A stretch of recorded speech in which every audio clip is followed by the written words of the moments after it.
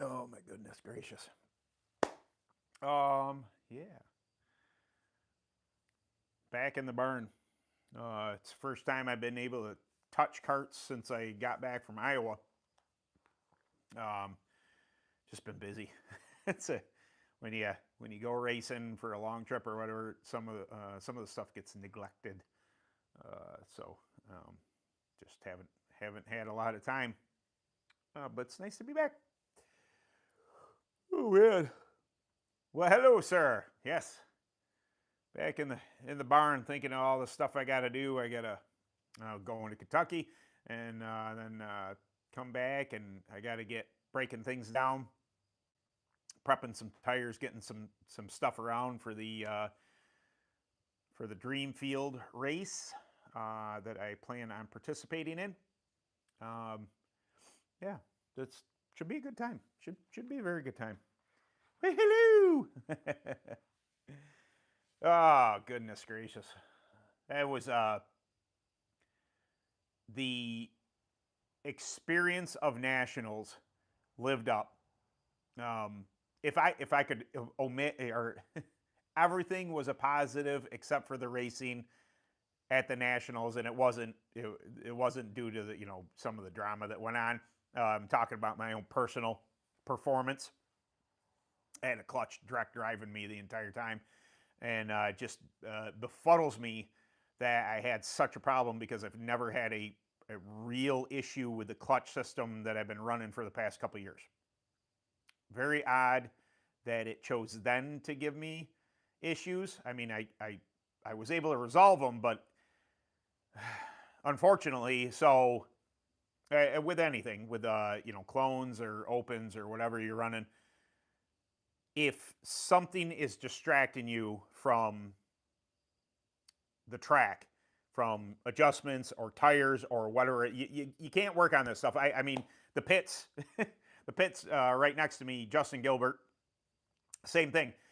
Just gremlins, and you never can quite get a bead on the track, nor your setup or your driving or anything like that, because you're so focused on the gremlins. And that's what happened to me with the clutch. Initially, I thought everything was all right. I timed in, hey, it's practice, but Friday night I timed in like 12th quick out of 32. Okay, I mean, I didn't expect to be the fastest thing ever there. Even though it's a hard to get a hold surface, something that I should be quite used to. I thought, well, that's respectable. And then, man, Saturday morning just hit me. I went out for my first practice, and boy, oh boy, just so the clutch direct driving the engine on a two-stroke. I mean, as soon as you lift it, it locks up the rear, and I'm not. I'm just not somebody who spins out on my own a lot. It does happen. Everybody can lose it. It's just maybe I'm not pushing it as hard as I used to, but it's never been my thing that I just out and lose it. I'm fairly measured on track, to whereas I got the cart under me. It doesn't mean it doesn't get sideways on me, but usually I'm just not somebody who loops it a lot. And I looped it twice, 2 or 3 times in one practice session, and I knew what was going on, but I still thought you can direct drive a cart and be fast. So I was working at least on line, while I had this problem. And as I pulled off, sure enough, it's dragging my engine down, and I knew what the issue was. Come back in, tear apart the clutch. What happened was, in preparation for the nationals, pardon me,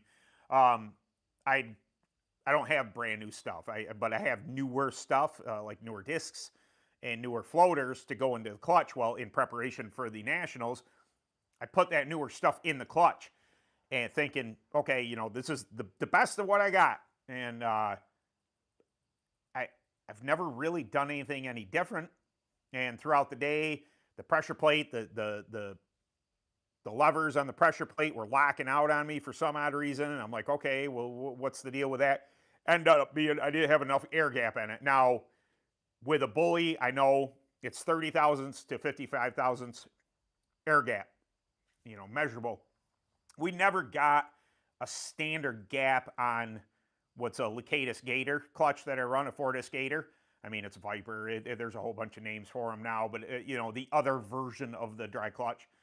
And I never got a true measurement for what the air gap should be, and so I had nothing really to go by.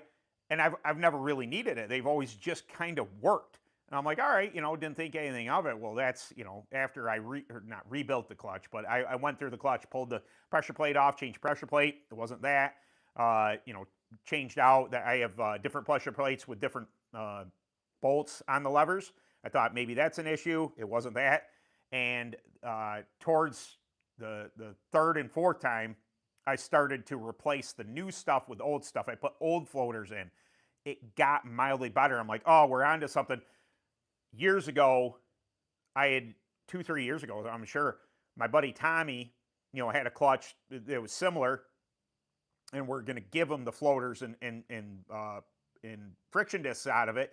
Old stuff, 3-4 races old, you know, just something we had replaced. Walt and I, we had replaced for that, and I had this pack of them just zip tied together. I'm like, you know what? That might as well fix all the else. I put that old stuff back in. I got the air gap back. It was a different. Again, I changed the lever plate.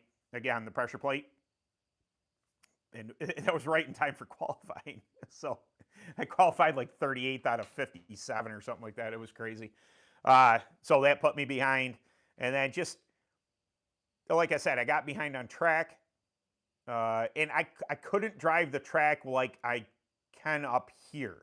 So I have this thing where I don't drive super, well, maybe I drive fairly hot into the corner, and I let, especially the open, I let the cart yaw. So I drive in till the rear starts to break free, and it sets you at a yaw, and you're looking at the corner at a different entry, so it allows for more of a straight shot off the corner. I've always kind of done that. I've done it in big tracks and short tracks and this and that. Well, the outside of the groove, zero grip. And anytime your tires hit it, it just kind of shucked you up the hill. And so I was unable, that you had to really work on getting that pivot to get it to rotate. Well, I put before that, I put some rear stagger in the thing. If you put too much rear stagger in the thing, it effectively causes that yaw to happen without you trying to do it. It gets you exceptionally loose in. And at least it does me. And man, it was just a struggle. Best set of tires I put on the cart all weekend long though, Maxxis. I'm normally a Vega guy. I know a whole bunch of people who are on Maxxis whites. I know a bunch of people who are on Vega yellows. I'm prep Vega yellows. But the best set by far was I had a new set of Maxxis pinks and blues, and I had been working them. So you know, I did the video on, you know, they're my Achilles heel, but I felt as if what I did there really did work, and it worked well. So that new set of pinks and blues really came in clutch for that. So I had a chance to transfer in my heat race.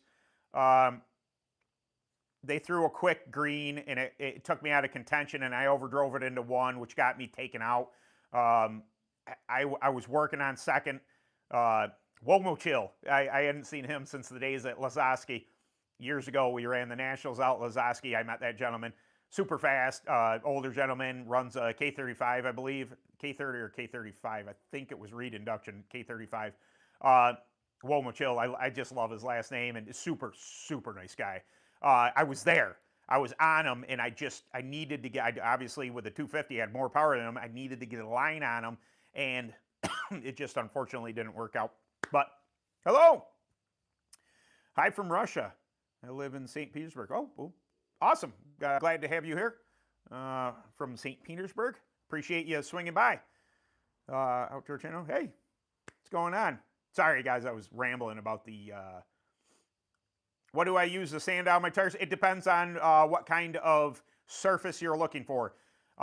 If I'm running up north here in the soft stuff, if I'm running Vegas or Burris, I have a tendency to run a lap disc, and that could be as low as a 40 grit. Typically, though, 80 to 120 for like a rough texture. If you're running down south, you definitely want something, you know, if you get on a hard pack track, a black line, blue line, if you want to call it that, you want a lot finer. So you're going to get, you know, something a lot finer like a Velcro pad, and then you can put it on your grinder and then change those, and you can go all the way up to, you know, who knows what. I think I got 320 here. That's probably a little coarse still. I think people go up to like 600, really make them super smooth. So it depends on the type of surface you're running.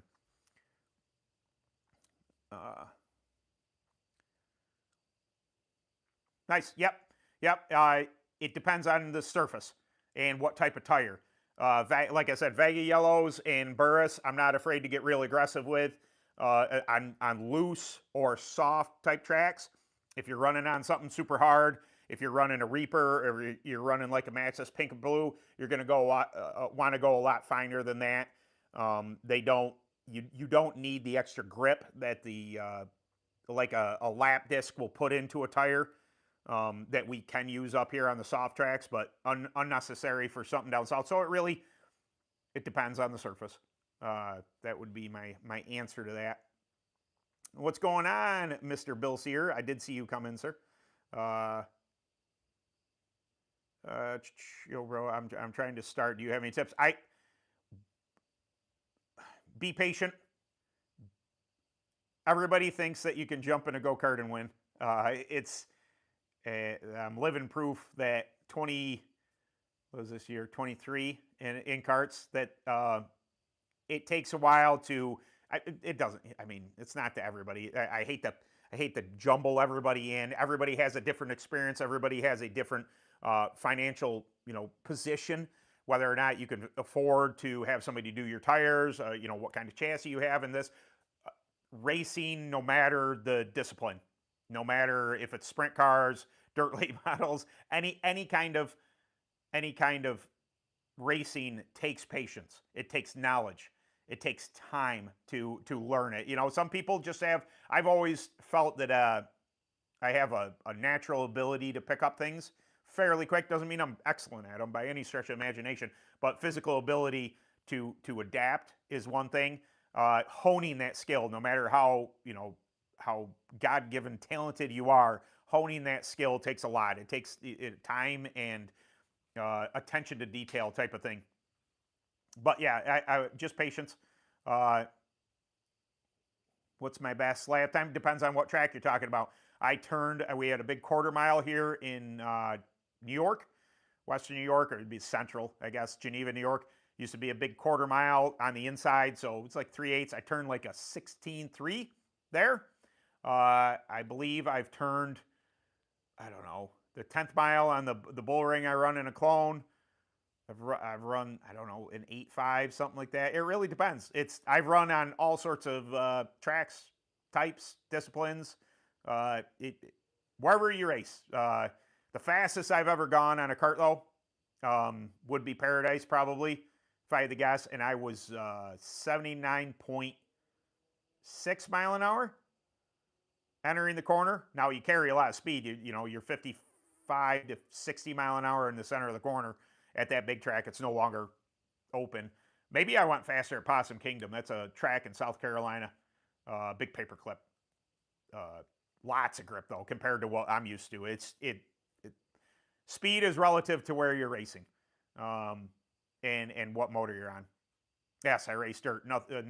I've been on asphalt one time, and it was a month ago. It was about a 5th mile. I think it's 5th mile. Yeah, I ran a 5th mile in asphalt. It's the only time I've ever run asphalt. A lot of fun. Track was really quite rough. Now, it's not. It's the track's fault because their track's a bit rough. But they typically run stuff with suspension on there. So when you run karts on it, our suspension is the kart, so you feel everything. But yes, I'm a dirt oval racer. That's what I do. What I prefer to do. It's all I've really known as far as racing goes for 23 years, like I said. So yeah, it's a blast. I've been doing it this long and I haven't quit yet. even as bad as driving all the way out to Iowa and then have everything go sideways. That was rough. It was 16 hours out. It was supposed to be 13. Traffic backed up, tolls, the whole, stops. I got some Popeyes chicken, all sorts of cool stuff going out. And then we avoided the tolls coming home, and it was like 18 hours back, and that was a doozy. That was a doozy. Oh, absolutely, yeah. Anytime. I mean, I got. Not telling you have to watch my videos, but I have. Oh, geez, I don't even know, 400 videos. Some of them are racing though. Lots of tips and tricks, lots of subjects, racing etiquette to tires to setup to anything I can think of. I try and I do my best to help. I don't have all the answers, but I really do try and help. And my DMs are always open. Kart63@gmail.com if you want to email me, or I have Messenger. You can find it. Ben Taft is my name. You can send me a message. Everybody who asks a question, I try and get you an answer, whether it's something that I can, posit, is that the word? I can give you, or if I can find the answer, I try and do that if I know somebody. Yeah, I love me some Popeyes too. That was really good. It was a chicken type of weekend. Like, I'm normally a beef guy. I love a steak. Burgers are pretty good, but I'm a steak kind of dude. But this weekend was chicken. Everywhere I went, I had a hankering for chicken. And Popeyes was really good. Matter of fact, there's oh shoot, what was it called? Casey's. There's a Casey's, gas station type thing. Their chicken strips are pretty good. I mean, it's pretty yummy. Um, no, I don't think karts are dying. I've been in this sport long enough. There are waves. When I came in, it was at high water mark in '02. Maybe not a high water mark. No, I won't say that. It was really good in 2002 when I came in, and then it died a little bit. I won't say die. It went down.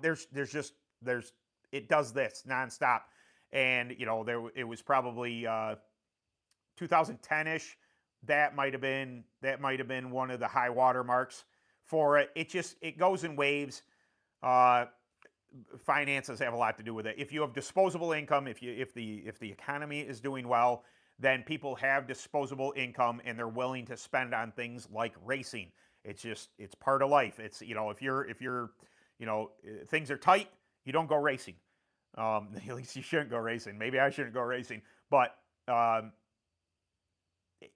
don't think that there's something to be said about it getting away from local and going to more of a state series, more to a national type of scenario. But different parts of the country will move along. I do open racing. I do UAS primarily. I've been clone racing, but and it depends on what region. Like when I was an administrator, not bragging, but when I was an administrator a while ago, I mean, we had 24 carts start on that big track. We had 20 carts, or 16 to 20 carts start on a little bull ring. We had a super good scenario going between Pennsylvania, New York, and a little bit into Ohio, and it's really faded here in New York.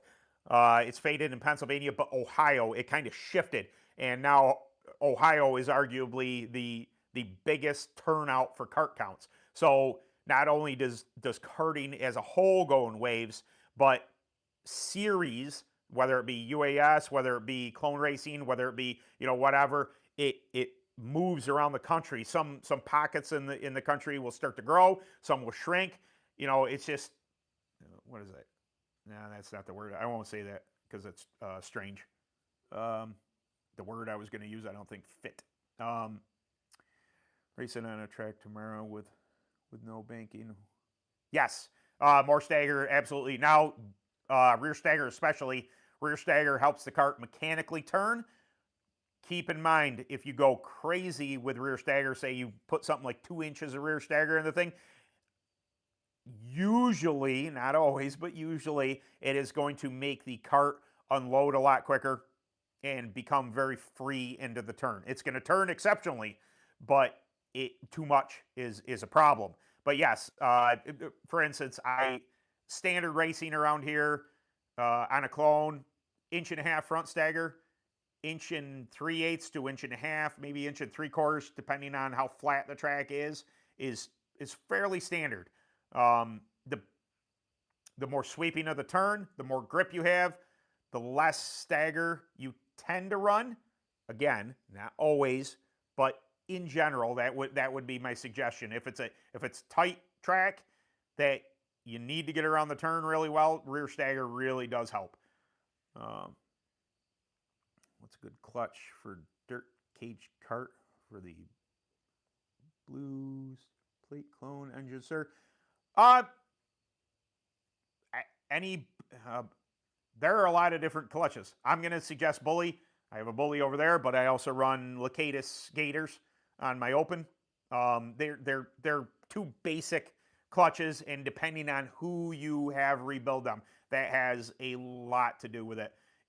If you do it yourself, which, you know, if your finances are not allowing you to have a clutch guy do your clutch, doing it yourself is fine. I have some videos on that about taking off the pressure plate and how to replace the distant floaters. But a clutch guy will put an etch, a crosshatch on your floaters in order for that engagement to do a lot better.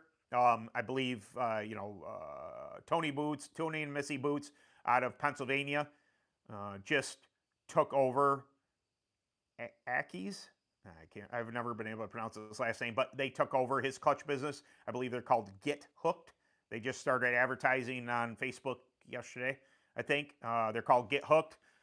You can look them up or look on Tony or Missy Boots, Bootes Boots. They have they're doing clutches now. If you have the money to do a clutch person, I highly recommend it, especially if you're clone or something else that if you're uncomfortable with doing it yourself. I believe they are like $55 for labor plus whatever parts. I think that's what I read. So I think that's really reasonable. If you want to do it yourself, like I said, there's a couple videos on there. You can replace your stuff yourself, but there are a lot of clutches out there. If you're running a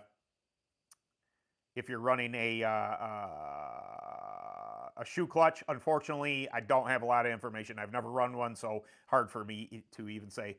Where am I from? I am Western New York. I am about an hour south, 45 minutes south of Rochester, New York. I'm about an hour and a half from Buffalo or Niagara Falls, depending which way you want to go. So, yeah, Western New York. Reaper Light, tell me more. Yeah. Whoop. This is Chris Harris from Track Tack has been working on that a lot. So Liberty, North Carolina is his home track, and they do a lot of testing. Liberty has gone to the Reaper tire, I do believe. So they have been working with the racers there, working with their team to develop a prep specifically for the Reaper. Any of the Track Tack line can work on Reapers. That's not it's not. I've done videos on that. Black Sand, Ruby, AT2. You can treat a Reaper heavier if you want, but typically people are going with more solvent base. With more solvent in there for Reapers, and I don't know what's in it because they don't tell me the formulas. But Reaper Light was specifically designed with the Reaper in mind.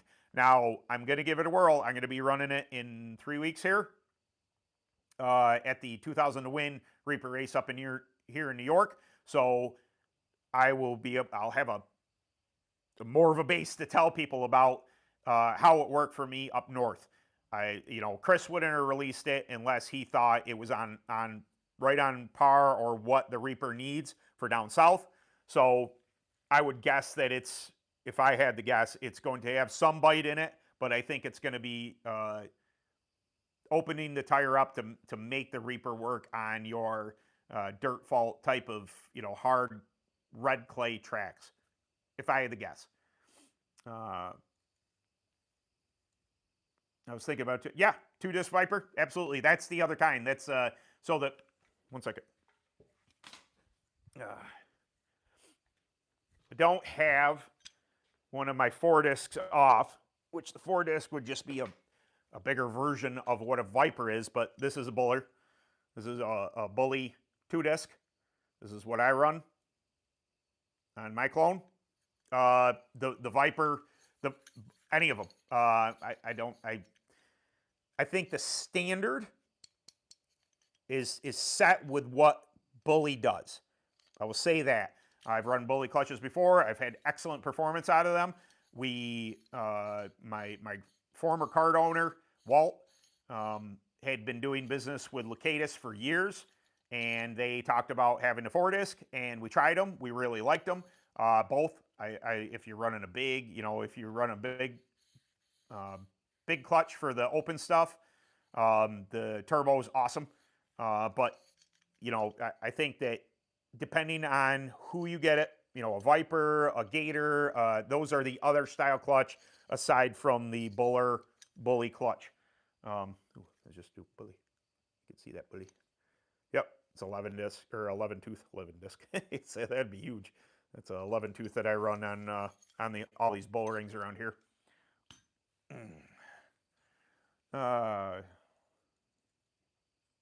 You have one of those stickers? 2 stickers that say "Get Hooked." Oh, nice. Yep.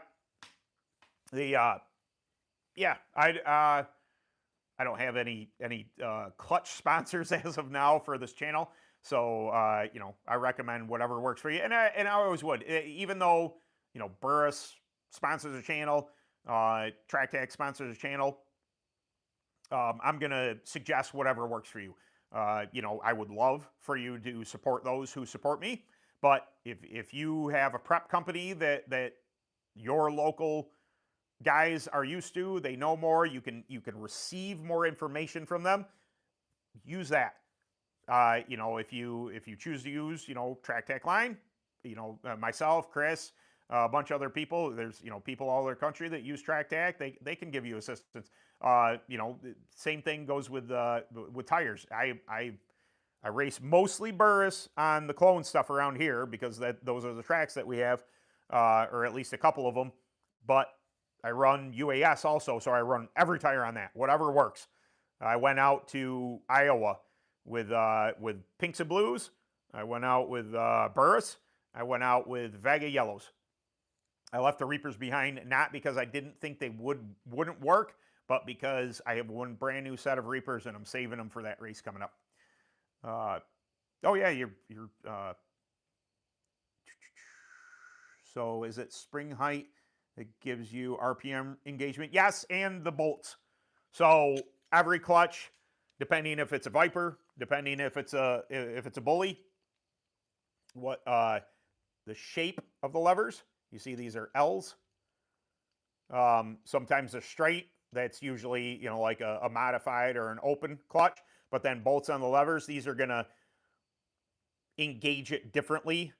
But the spring height is what, yes, that controls your engagement. So whatever, Buller suggests, whatever height they are, I would have to measure these. I don't actually know. This clutch was set up for me. So I would have to measure them. For instance, I can tell you that a 3-disc Buller clutch for a sedan is 220 thousandths spring height on purple springs. I know that. It's still ingrained in my brain. That is with a bolt in every other lever. That is what makes for a sedan, which is a 125cc 2-stroke.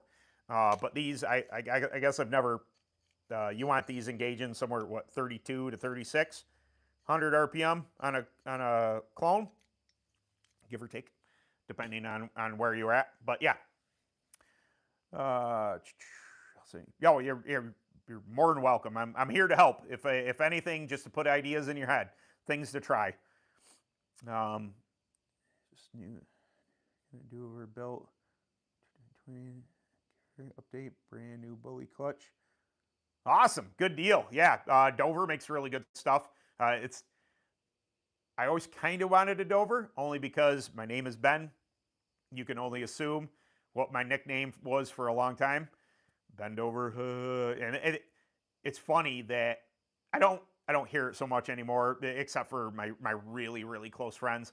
that have been calling me that for years, but they will call me Mr. Dover or Dover, just plain Dover. And I know it's like, I longed for a nickname all through high school, or even before that. And then I started milking cows when I was in my late teens, and that's the one that stuck. And it's so unfortunate.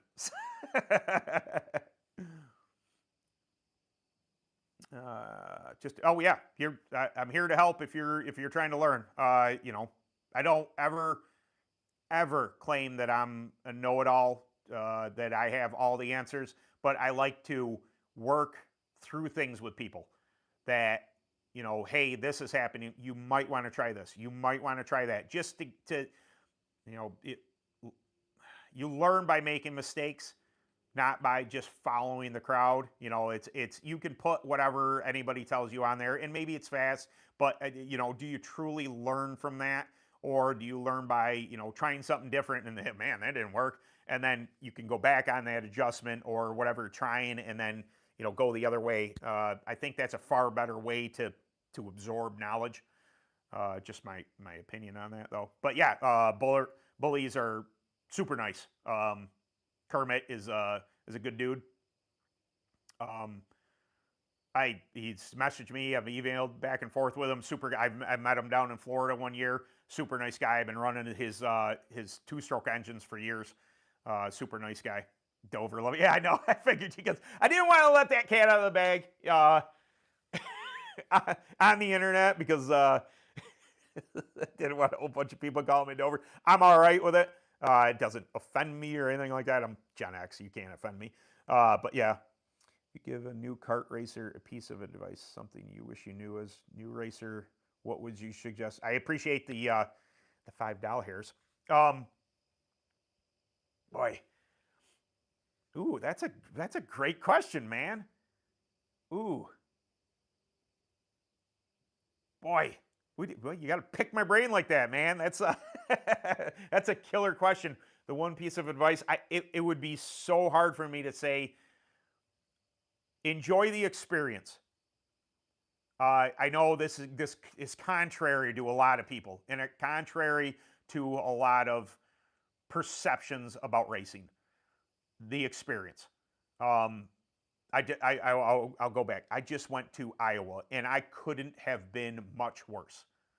The experience. I learned so much. Getting to the family aspect. You just embrace that when you go to the races, that you are outdoors, that you are meeting people, that your time with your family, you're making bonds with people outside of the internet. Don't get me wrong, I use the internet as a tool to reach people and to promote and do everything that I try and do on here, but it all comes back down to the track.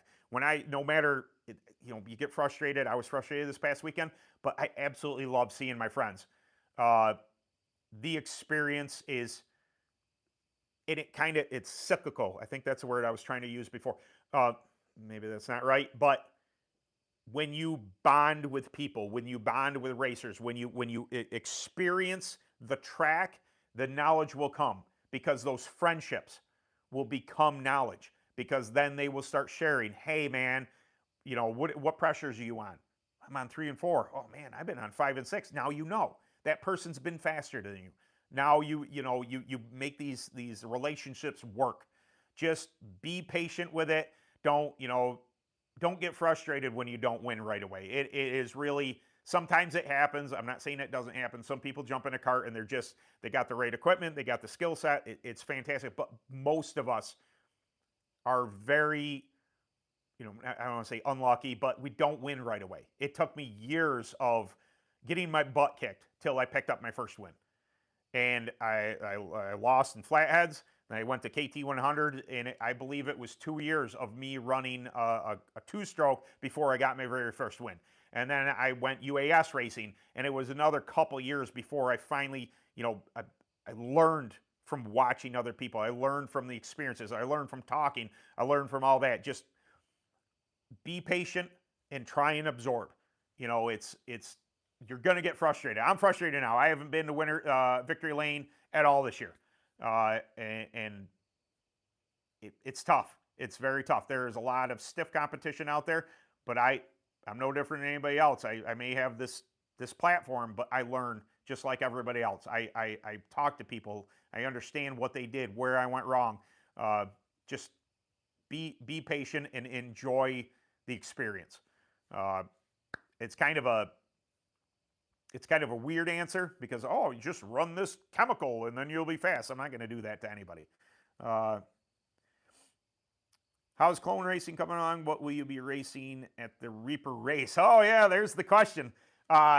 So if everything goes correctly, this weekend, I am meeting my friend Mr. Cooper down in Kentucky. He's coming up from Tennessee.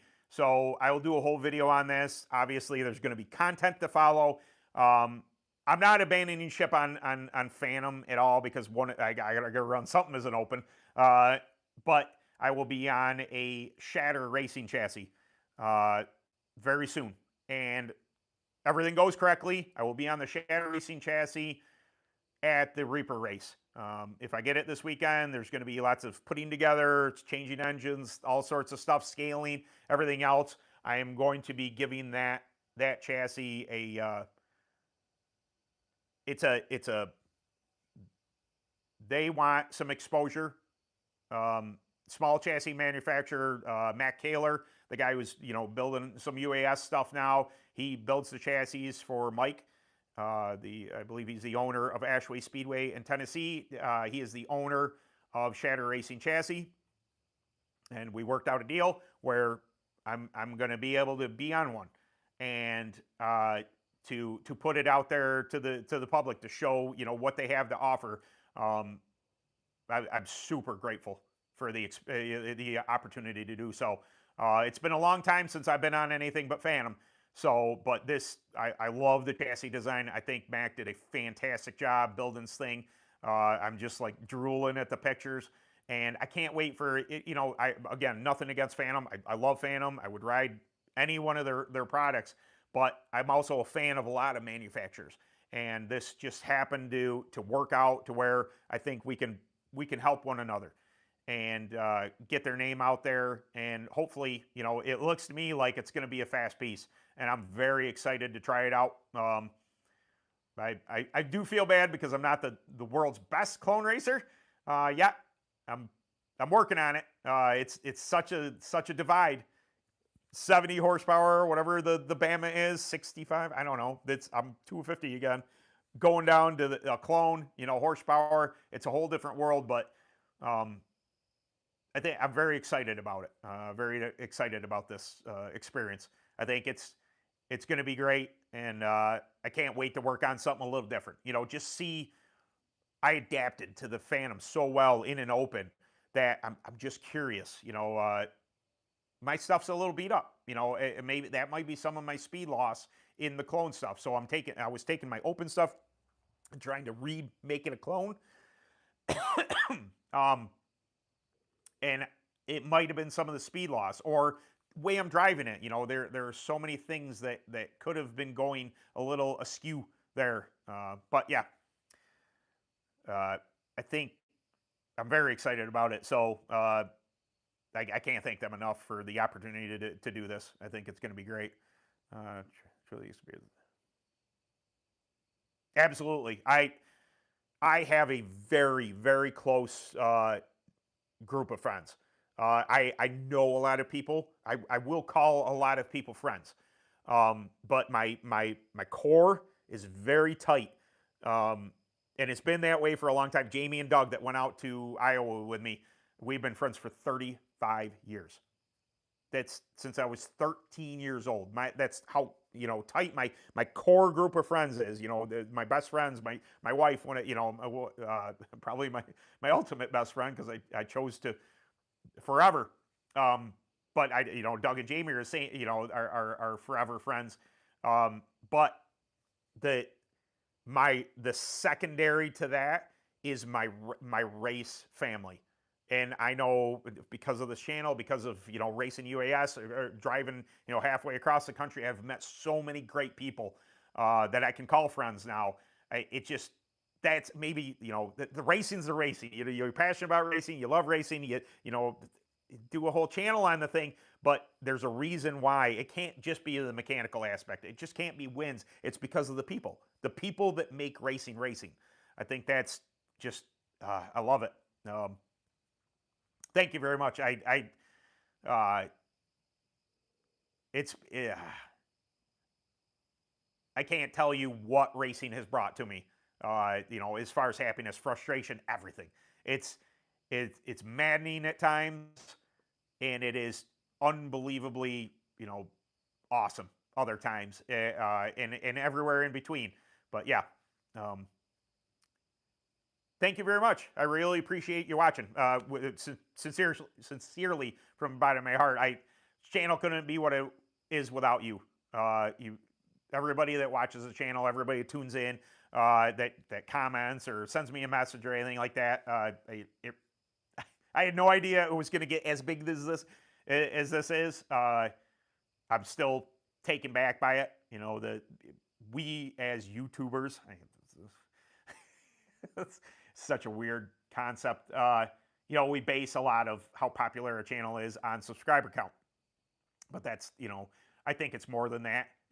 Again, it's a digital form of that relationship, that family, but it's part of it. It really is.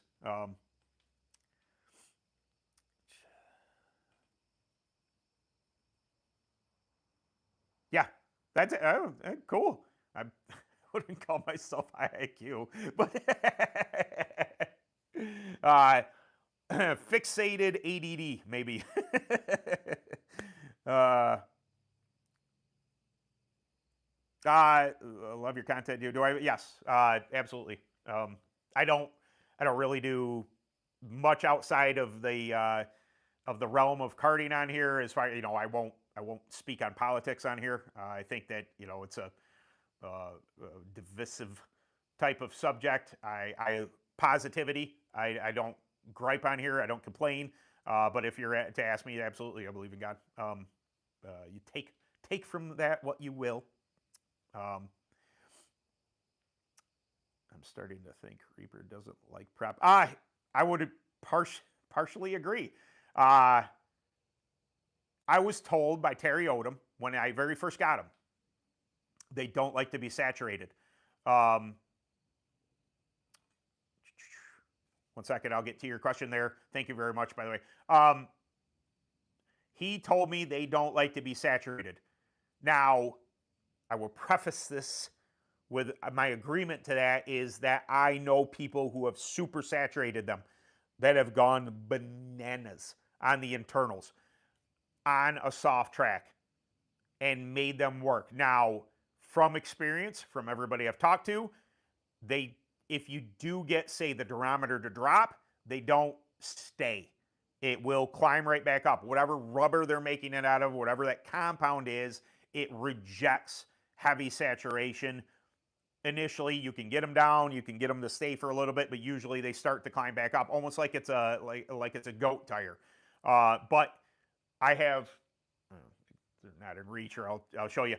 I have 2023s that feel almost as grippy, if not as grippy, as my 2025 sitting over there.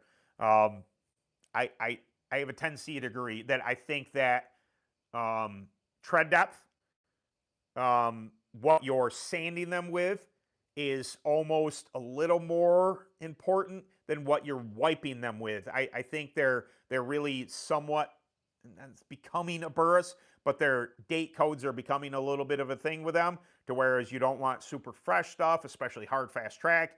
Don't be overly aggressive on the prop. They will feather, those types of things, but I'm not going to, I won't disagree with that statement that they don't, I don't think they need what other tires need. Now, the argument is, are they as fast as some other tires? No. And I don't think their intent was to be that fast. I think their, what their mission statement was to save the racer money, and they're, kind of gobbling up a bunch of tracks and stuff like that. Their business model is none of my business. We just run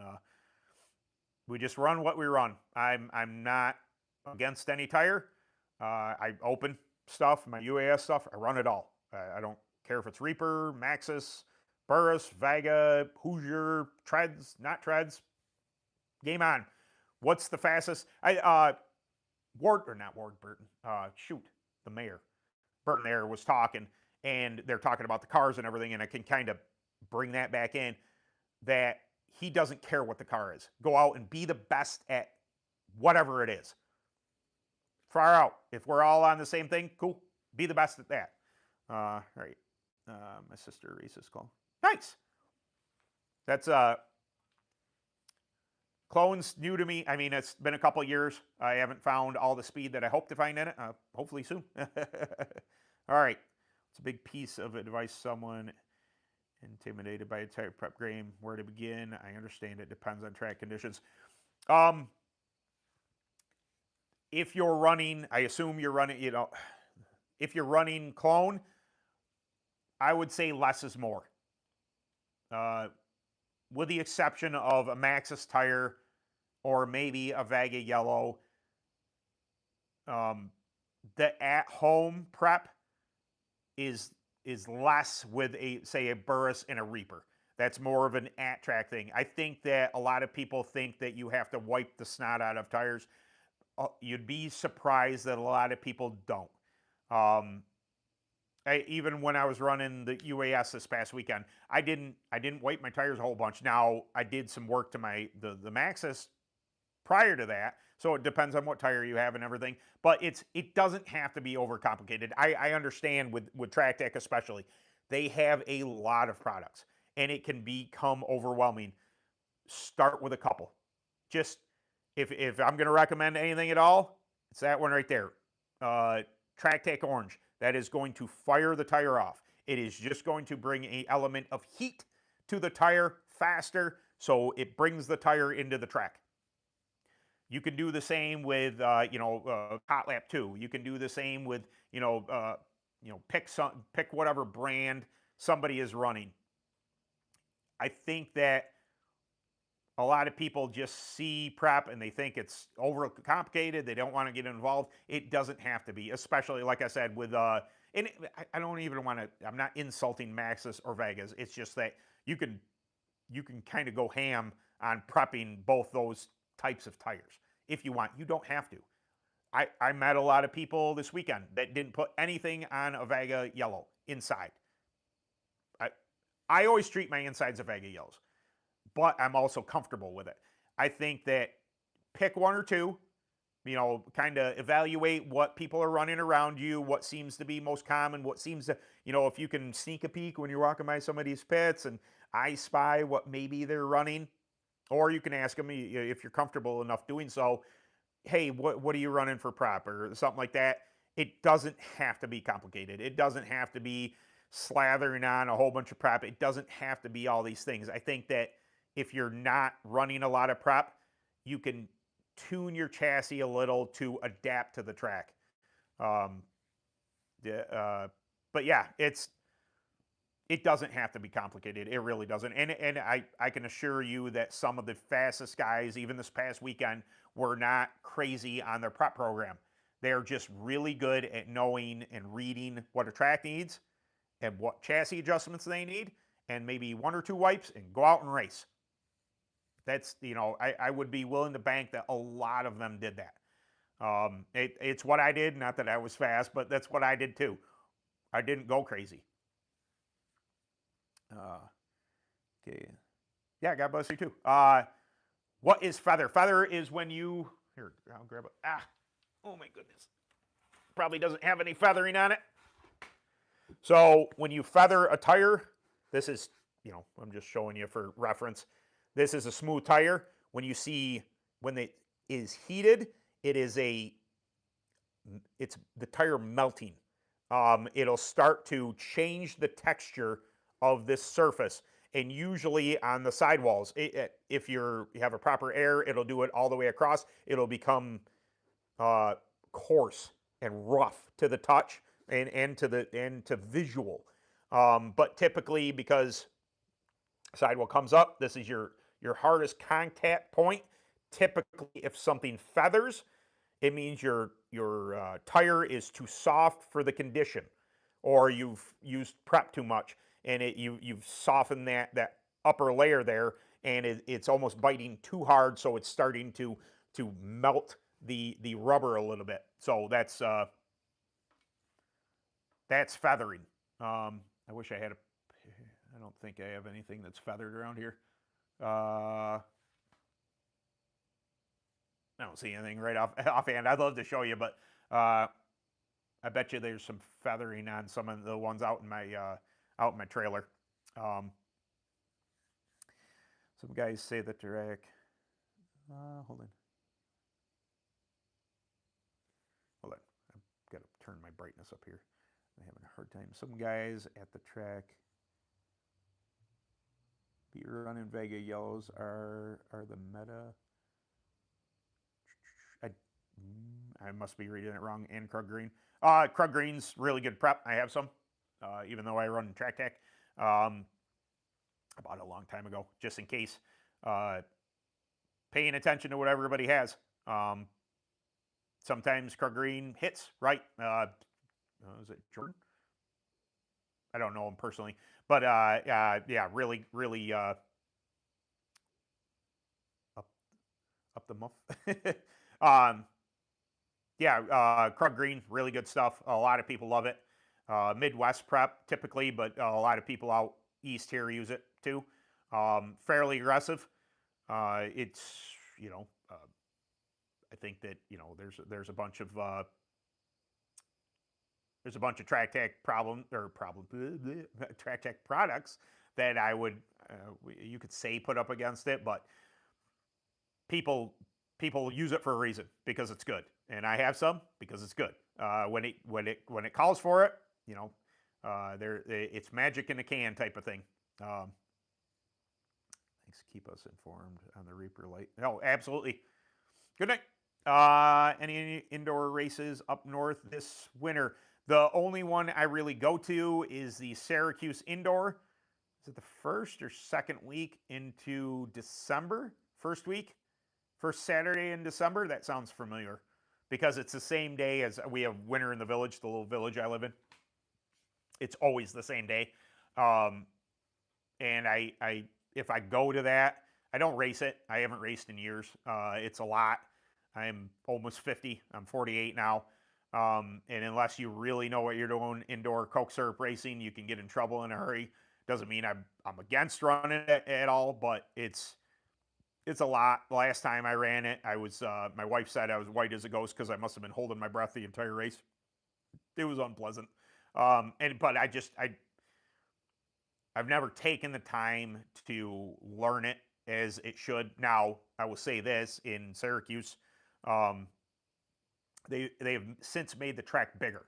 So maybe there's a little more breathing room there to where maybe I could catch a breath on the straightaway, something if I was running clone or something like that. Maybe it would have, the last time I ran there, I was on an open. The time before that, I was on a KT 100, and they're extraordinarily fast on that stuff. I just say I'm scared of it. I don't have a desire to go beat myself up, because at my age, it takes a little bit of time to repair yourself. Excited for you and the new chassis. Yes, it's going clone. The Shatter's going clone. I consider running it on the open, but since I run my open sparingly now, which kind of bit me in the butt anyway. I tried not to run my Bama too much this year. I ended up blowing it up anyway. Trying to keep the races off the open, because I won't say the two strokes, more expensive or whatever to rebuild, but just I don't have the means always to be shelling. I paid $300 to have my carbs rebuilt, so and that's why I ran on the credit card. It was money I didn't have, but if I was going to go to Iowa, I had to do it. Yeah, but I want to clone race.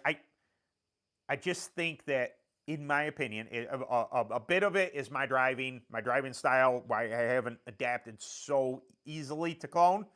And part of it, at least I believe, is a little bit of worn out parts, and you know, for the most part of this year, I was trying to run, it's a 2016 Recon that has older parts on it. I think that if I completely rebuilt the Recon, all fresh stuff, new axle, new spindles, new this and that, it'd probably be okay. But it is a little bit of an older chassis, and I just can't seem to get the speed out of it. So I'm hoping that this shatter, not only the chassis design, which I think is fantastic, but I think that just having something fresh should open that window up and tell me if it's me or if it's Kart, because I believe this is going to be a very fast Kart. So if I'm still super slow, it's me in the way I'm driving it. Um, yeah, indoor stuff, it can be, there's lots of G-forces. Lots of G-forces. The You could screw up in a hurry, and it could go wrong in a hurry. I mean, they have big, at least Syracuse, they have wood borders, and it's something to whoa your momentum. But you can high side on those things. There's so much grip. You got to put a crap ton of left side weight in it, and it's just it's not that. I know enough people. I'm sure I could reach out tomorrow and be like, what's a good indoor setup for the Recon, for the Scythe, for a Phantom in general, for, you know, maybe I could reach out to Mac or Mike and say, hey, you know, what do you think the shatter is going to take to run indoor? And then obviously you run a lot of rear stagger, you run a left front on your left rear, all those things. Could I do it? Sure.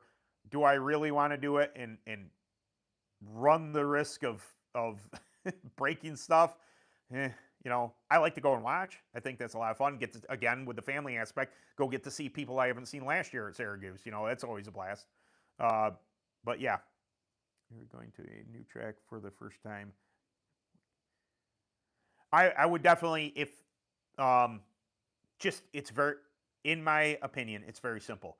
If they have a Facebook page, you go onto their Facebook page and you just put out there, I'm looking to run whatever class.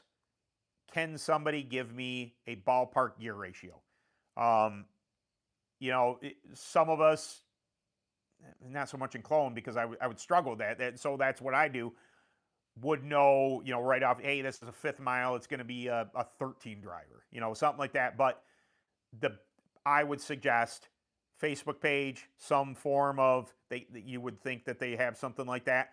Just put on their page or message the track, looking to come to your track, baseline gear ratio, or, you know, what driver do you want me on, things like that. I would say that's the best method at all, you know, overall, because I don't think that a track or anybody in particular is going to give you a, you know, off the wall answer. They're going to say, oh, there's a lot of great people out there, despite, you know, there are a few bad seeds. In general, people are going to say, if you're running rookie, if you're running, you know, adult senior, you're going to run this and this. And then it'll at least give you an idea of where to start. Yeah. 5th mile. What was I on? I was on a 15, Selinsgrove. I'll say that. Reaper race, Selinsgrove. I was on a 15, 58. I think that's it. I think I was on a 1558 or 59. Something like that. And I know that the guys with mini gears were on like a 13 driver, and I couldn't tell you, about 48, 51, somewhere in there for the rear gear. I believe that to be a 5th mile. So it depends on what you have. If you have standard gears or mini gears, which I'm hopefully going to be working on this winter here, getting some mini gears, just because I need the experience. I would love to do, you know, more. When people ask about them, I like to have physical experience that I can relay. You know, here's what I know about it. This is what I've experienced. You know, I can talk about things in theory without me running it. It's just like, you know, I'm kind of dancing around the subject. But hey, I've run that. Try this. Try that. It just gives me a better center, if you will. Awesome, great. Yeah, I met. I got a sticker right up there. I met Denver at the JC Specialty Open House. Super dude, Very knowledgeable. Great chassis builder. Builds a lot of really cool stuff. Yeah, the Demon. I know a guy down at Wellsville um, that that runs one and looked to be fast to me, man. With any chassis, it may take a little, figuring out for whatever surface you're on, whatever track you're running. But yeah, I think that Denver makes some really, really nice stuff. Very, very cool. Mini gears. Now, I've had people tell me, and for the longest time, I can tell you that, a ratio is a ratio is a ratio. Well, a ratio is a ratio until you get into rotational weight. I was against when I went down to Selins Grove. Uh, they're 1351, whatever they're running, against my 1558. We'll say it's the same ratio. I'm just throwing a number out there. Technically, that should be correct. Like, I should be just as fast as them, no problem whatsoever.